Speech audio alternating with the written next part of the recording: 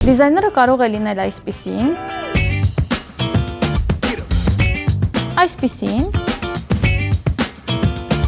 կամ էլ այսպիսին։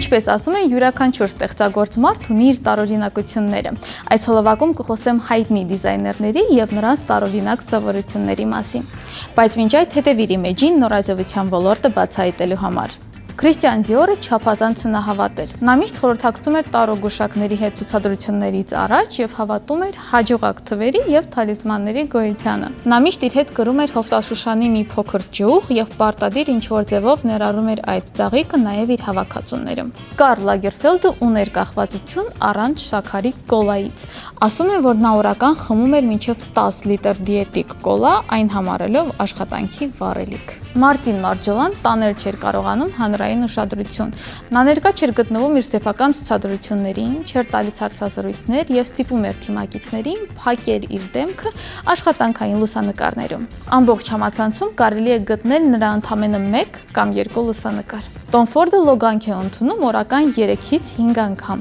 Նա դա համարում է ոչ միայն հիգիենիկ պրակտիկա, այլև մեդիտատիվ գործընթաց, որը օգնում է կենտրոնանալ եւ վերականգնվել։ Ռալֆ Լորենը մոլի ավտոմեքենաների կոլեկցիոներ է։ Նրա հավաքածուն ներառում է ավելի քան 70 ավտոմեքենա վինտաժից մինչև ժամանակակից, որոնք նա պահում է իր մասնավոր ցուցասրահներում եւ հաճախ ցուցադրում աշխարհի տարբեր էքսպոներում։ Դե իսկ դու չմոռանաս հավանել այս հոլովակը եւ մեկնաբանություններում նշել, թե ինչ տարօրինակ սովորություն ունես։